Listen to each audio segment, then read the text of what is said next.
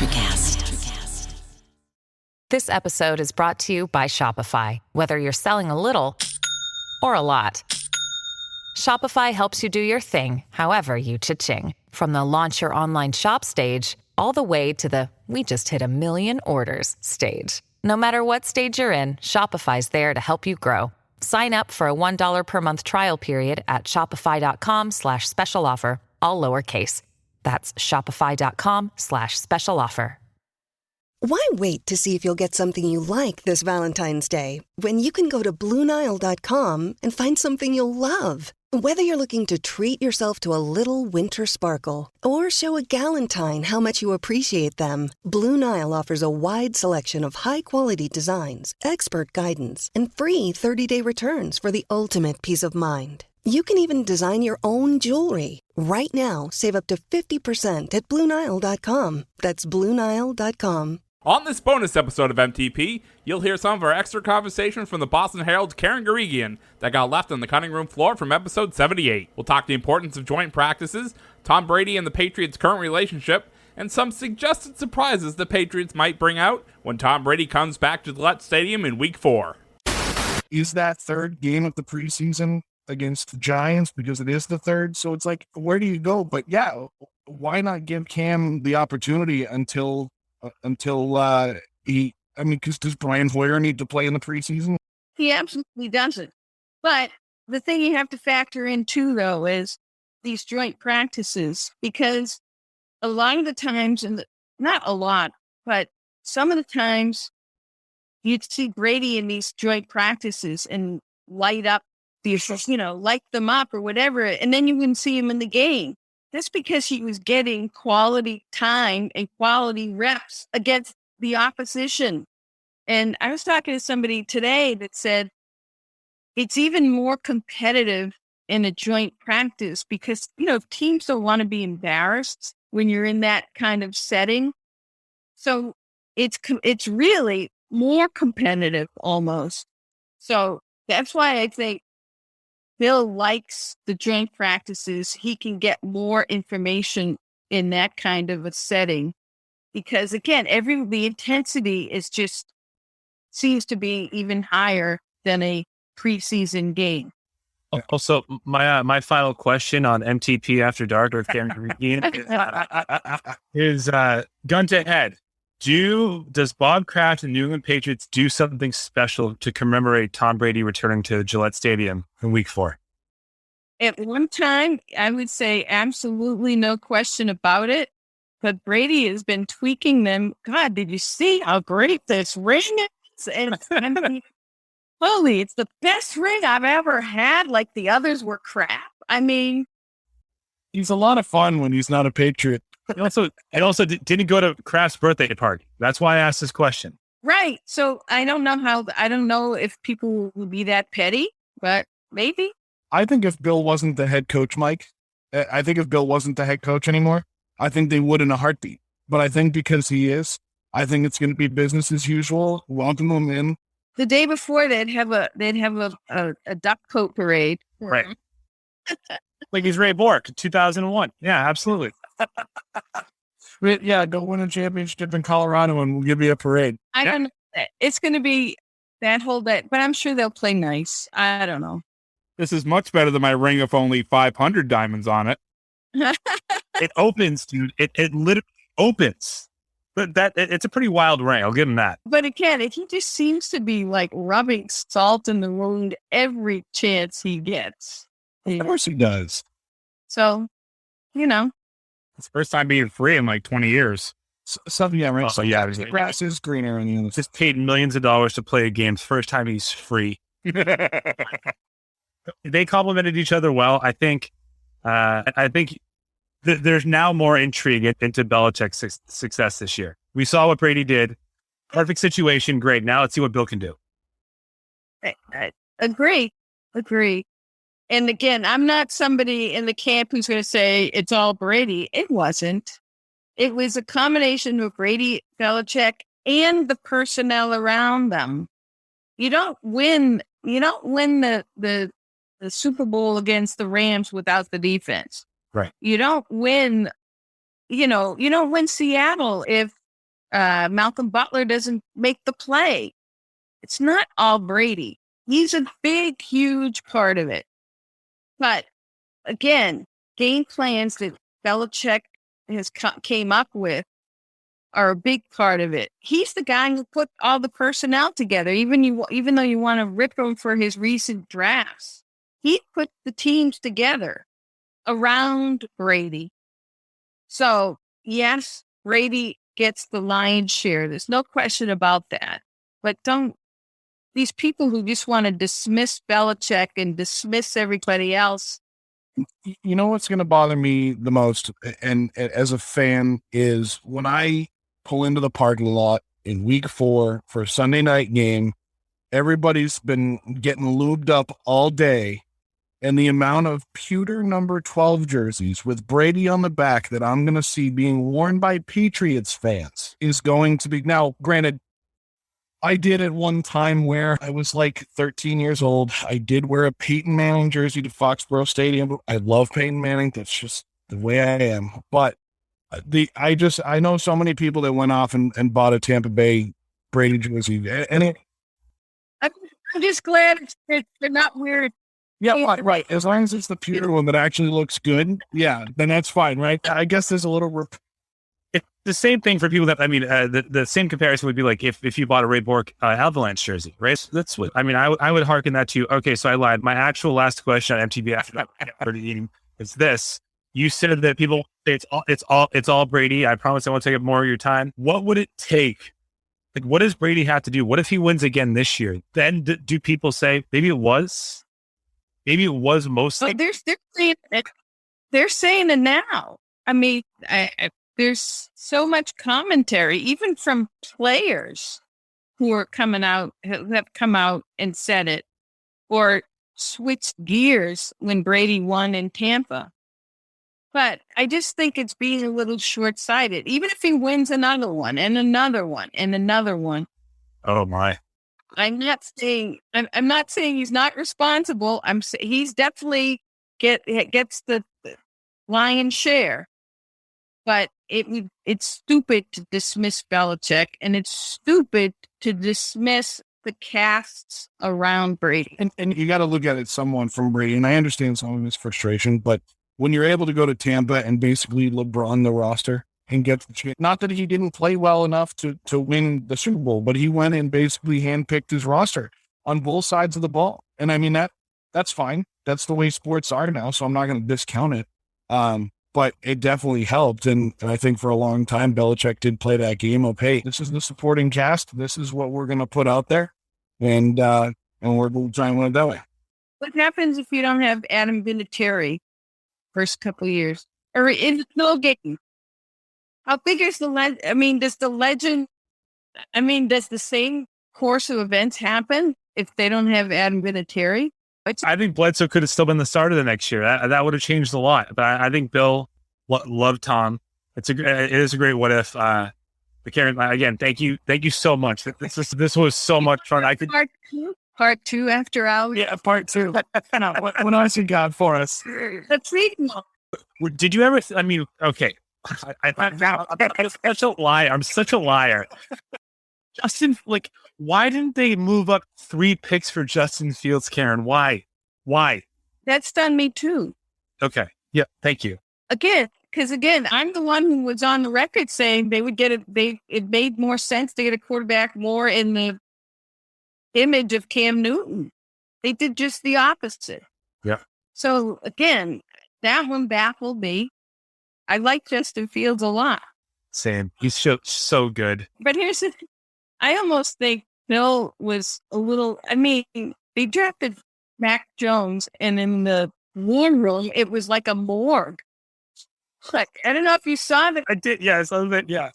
All these other rooms, they draft someone, it was like, they're having a circus. In the Patriots room. Yeah. Just Bill going, yeah, you go with this? You go with this pick? You go with it? Okay, all right. Oh, I guess we'll take them. Professionalism always from the one. I guess. Right. Okay. Yeah. So again, it's just kind of odd, even though, again, Mac Jones is the perfect fit for the Tom Brady offense. that's what they were keeping. But let's also talk about, I think, the fact that bringing Jimmy Garoppolo here did not work out. Also bummed out Belichick. Was he okay? You're making such a lot out of me. Was he responsible for all those things that we've heard about San Francisco wanting Mac Jones? That felt like a Patriot plant story, because they were never going to draft Mac Jones third overall, right? That felt like it was something like Bill saying, "Oh, I've heard that San Francisco really wants Mac." Surprises who they took. I mean, I would have taken Justin Fields there, right? Yeah. Yes. I mean, now they're saying Trey Lance is doing very well. He can't. Right. And again, it's not that I don't like Trey Lance, but again, in terms of development, how many years did Justin Fields, how many games did he? Lance didn't win any games for 2020. Yep. So again, it's just, some things are a little baffling to me. But the other part of the equation that's also baffling to me is, again, we build up this thing that Bill loves Jimmy G, and, that was his, he hated trading him away. Well, guess what? He could have had him, I think, because there were talks before the draft to see if they could make it work. And Bill was nickel and diming him. Were those real talks? I think they were. I think they had discussions, just feeling out discussions. And I think San Francisco gave him permission, and smartly, actually, I think it was smart that Garoppolo didn't want to play for chump change like Cam. Didn't want to restructure. He's making all this money. What is he going to come to New England and basically be the good soldier that Brady was? And, keep settling for less money and less money and less money and less money. That's where I go to the human element with it with Jimmy G. And it's like, all right, was I just a pawn in the love triangle of Bill Belichick, Tom Brady, and Robert Kraft? Yeah. Was I just a pawn in that? Like, I was the next guy, but I wasn't really, but I was so it's like, to me, I probably would have done the same thing too. Cause it's like, yeah, I'm going to make this money. I'm going to be a backup, and that's the money I'm going to make. Cool. Yeah. But again, if Jimmy G was really the Bill Belichick's love child and object of his affection, and the quarterback that he so wanted, and the quarterback who was going to, prove him right, why is he nickel and diming him? Again, could Josh have been a part of that? Like Daniels? Maybe. One way or the other? Maybe, but again, who makes the decisions? No, absolutely. At the end of the day, Bill decides what goes on the cutting room floor. He decides what goes up on the big screen. I get that. It just, maybe if Mac Jones is as much of McDaniel's guy as he says he is, maybe Bill said, all right, fine, let's do that. And it's cheaper. There's also no way that he would have paid more to get Jimmy G than for what he gave up. Right. So I don't think he could have done that. He was never going to offer a second or a first for him. But I think the tie-up was the contract. Yeah. Bill didn't want to inherit the contract that San Francisco gave him. So he was looking to restructure and renegotiate that contract. But essentially, Jimmy G, would be taking less to be traded. It is very apparent, though, that Kyle Shanahan would put him on a one-way ticket boat to Alcatraz if he could. True. Yeah. It blows me away, the things. Plus, after every quarterback not named Jimmy Garoppolo, basically. Yeah, you're right. That's how he was his whole career. I mean, that's how he was in Washington when he was the offensive coordinator under his dad, too. He wanted, or was he there under his dad, or was that in Denver? Either way, when he was in Washington as the OC, he loved every quarterback there, and they weren't great. Yeah. Neither is Jimmy. Jimmy's not great. I don't want him, but I love Jimmy G. I would love to have him back. I've just accepted now that it's the Cam Newton and Mac Jones show. Yeah. Well, let's not forget, I think Belichick also wants to prove that he doesn't need a quarterback to win. He can win with any stiff. He went 11-5 with Matt Castle. I mean, that's what everyone else says, but people forget they went 18-1 the year before. So there still was that 7-win drop off there. True. So, That's why I think he's enamored with Cam Newton too, or a Cam Newton who's a shell of his 2015 self. Yep. So again, it's Belichick secretly wants to prove he can win with any stiff. In a perfect world, I feel like he wanted Cam to be for the Patriots what Steve McNair was for the Ravens for that 1 year, catch lightning in the bottle, and then it just, I think last year wasn't all Cam's fault. Like we forget that the number of talent, and I think if he plays exactly the same as he did last year, this year, there's no Mac Jones. That's a 10-win team. It just is. I don't know if that's enough to get to the playoffs though. Probably not. 10-7, probably this year. Yeah. It's just so interesting watching the quarterbacks and watching Bill with what he's trying to put together. And you mentioned him wanting to try and win the stiff, and Mike brings up the Matt Castle season 11-5. The only reason they made that was because they lost the tiebreaker with the Dolphins. And that, and some would say that maybe he did win a Super Bowl with a stiff and Tom Brady in 2001, some rookie kid that just stepped in. Yeah, he might do the same with Mac Jones. I think Jones has done enough to kind of whet Belichick's appetite a little bit. I think he's a little excited by Mac Jones, might be a little bit strong, but I think from what Mac Jones shows day in and day out, I think Belichick actually is on the side of now there could be something there. Yeah. But we still haven't crossed these hurdles of him actually play against I don't want to say a real defense, but an opposing defense. It's having him really get hit by a defender. Because he's 6'3", but he's kind of slight to me. I mean, next to Cam Newton, he's like a midget. Yeah, he does not look 6'3". I mean, he looks like a little guy. I mean, a little boy, but he can play, he can play. And again, because they keep throwing more stuff at him and he just keeps acing it. They're just going to keep going with that until he finally hits a wall, and we'll see if he... And that was the joke, right? When he was drafted was the old NFL Play 60 commercial with Cam Newton where the kid's warming up his arm. That's been the joke, that's now Mac Jones. But what's interesting, too, with the Cam thing is we talked about Bill's got to love Cam, and here's the reason why. Because normally when there's guys that he thinks are over the hill or getting close to being over the hill, he doesn't bring them back, especially on defense. Asante Samuel, Ty Law, Lawyer Malloy, which he was wrong about Lawyer Malloy, we all know.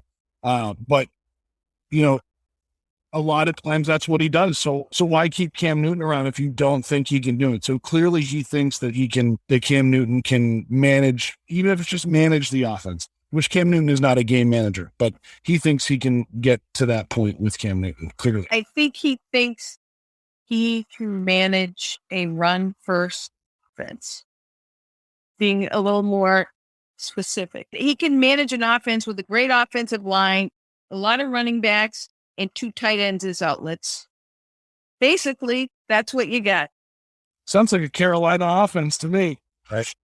So it sounds like, there was all those rumors during the offseason that he could end up in Washington, and all the rumors that they were apparently ready to pay him $25 million, which I think is outrageous. But, going back to play under Riverboat Ron, that was the rumor in the offseason. But I don't know. At this point, I'm glad he's here to at least be in front of or behind Mac Jones in some way. Trust me, he's not going to be bouncing balls like he was last year. I mean, if he does, I'd be surprised, because that's not. He overthrows guys in practice as opposed to what he was doing last, which was bouncing balls to players. So whatever that was, it hasn't been apparent in training camp. And he's made some really good long ball throws and some really good on the money. You know how he couldn't hit a receiver 2 feet in front of him? I mean, he couldn't hit James White to save his life. And that's a crime right there. He's been much better in all those facets. I got to tell you what I see. You don't have to. It's all what you're allowed to. But you're right. Like, as long as he's overthrowing guys on the sideline, last year he would throw at guys' feet on the sideline. And we were so accustomed to, and we've seen it so much in the NFL, that if you're gonna miss a guy on the sideline, overthrow it. And that's what I've seen more from Cam. From what I've seen, I haven't been down to practice. So that's it. So he was doing that for either one or two reasons. One, his arm is really shot. Or two, he wasn't sure where to go because he didn't know the offense. He wasn't sure if he was throwing into the right spot, so he was hesitant. I mean, I think all of those things come into play. And they still went 7-9, and he still rushed for 12 touchdowns. Yes. Yeah, I think they really liked the rush for 12 touchdowns part. He was throwing to nobody. I mean, Jacoby Myers was an emerging wide receiver because he was the only option. Right. But he was their best red zone threat, Cam. Well, now he has some help. I think now, like, to that point, though, right? He was their only red zone threat. Now he's not. Yeah. Yeah. Yeah. And the fact he scored 12 is actually says something, you know. He still accounted for 20 Patriots touchdowns in the 7-9 season when he's still some time. And if he can be half as good, 75% as good in games this year as he was in that Seattle game last year, yeah, we'll be all right. Yeah. Hey, is it safe to say Julian Edelman's not coming back? I don't know. Thanksgiving, that's the deadline, right? I had to throw it in there just because it was kind of funny after we talked. If he comes back, he'll look like a complete fool. Yeah. Oh, absolutely. And does he want to risk that to his reputation? No. Because he's beloved in New England right now. And if he comes back and plays for any team but New England, Tampa. If he does that, he will be hated. And I don't think he wants that. So did they ask him to come back and be the honorary captain in week 4? Would he do that to Tommy? Would he do that to Daddy down in Tampa? Yeah. Oh,